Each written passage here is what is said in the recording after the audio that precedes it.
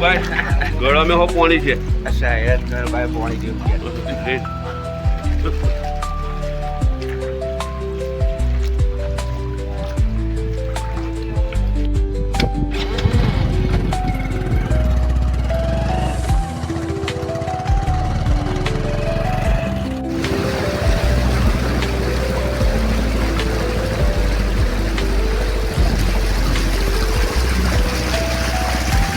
આગળ જઈ ખૂબ પાણી હવે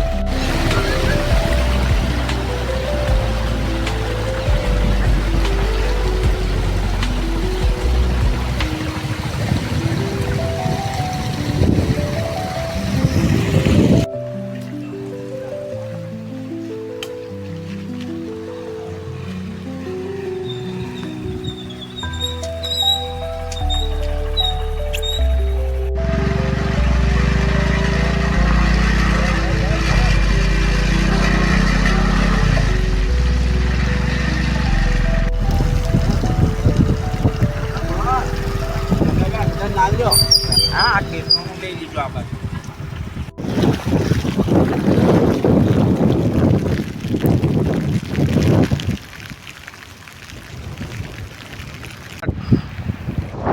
मारू गाम बड़कोदरा हूँ हनीफ अयूब अडास एक खेडूतनो दीकरो होय अविरत वरसादना कारणे समग्र जंबूसर तालुका अने खास करीने मारा बड़कोदरामां वरसादना कारणे खेडूतो पायमाल थया होय हूँ संवेदनशील सरकारने विनंती करूँ छूँ कि आप श्री साहेबो अमारी साथे योग्य वळतर साथे अमारी उपर कुदरती आवेली आफतना जे प्रश्नों ऊभा थया छे अने जे आफत आवी छे तेमां मददरूप थई अने सहभागी थवा विनंती करूँ छूँ।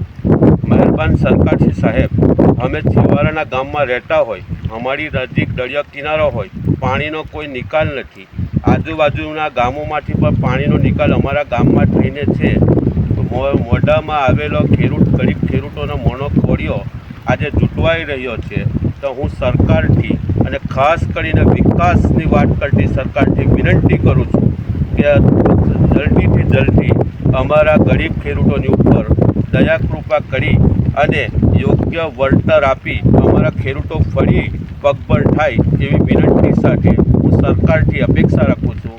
जय हिंद जय भारत। बोलो बड़कोदरा गाम तालुका जंबूसर अहींया वरसादथी थतुं नुकसान चारों तरफ पाणी वागे छे त्यां पाणी खेतरोमां एटલું ભરાયેલું છે કે કપાસ કોઈ જગ્યાએ દેખાતા નથી અને વધુ પડતું નુકસાન છે હરેક રીતે ખેડૂત પરેશાન છે રસ્તા બ્લોક છે કોઈ જગ્યાએ જવાય એમ નથી પાણી કોઈ જગ્યાનો નિકાલ નથી અમારું આગળ પાણી બી બંધ છે કોઈ જે અમારે દરિયામાં પાણી જતું એ રસ્તો બી બંધ થઈ ગયો છે એટલે સરકારને માલુમ થાય કે ભાઈ અમારે ખેડૂતો તરફ જોવે અને ખેડૂતોને જેટલી બને એટલી વહેલી સહાય આપે। जंबूसर तालुका में आवेल भरकोदरा गाम में वरसादना कारणे परिस्थिति खराब है। खेतरों ने बधु रोड ने बधु एकाचार पानी भराई गया है और खेडूतों ने भारे नुकसान है और 3-3 महीना कपास बधा डूबी गया है और खेडूतों ने नुकसान होवाथी अमे धारासभ्यों ने रजूआत करी कि ऊपर सुधी अमारी बात पहोंचाड़े और जल्दी जल्द अमने एनु वळतर मेळववा अपील करीए छे।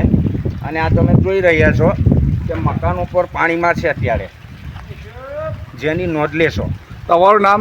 मारुं नाम नजीरभाई, हूँ पोते खेडूत छे ने भरकोदरा गामनो रहेवासी छूँ ने हूँ भरकोदराथी आ मीडिया समक्ष वात करी रहेलो छुं। हूँ भरकोदरा गामनो सरपंच छूँ राजीव डब्ल्यू सत्तार गौरजी। अमारा गाम में खेतरों में पानी भराई गयेला है ने घरों में भी पानी भराई गयेला है ने सतत वरसाद पड़वाथी नुकसान थयेलुं छे।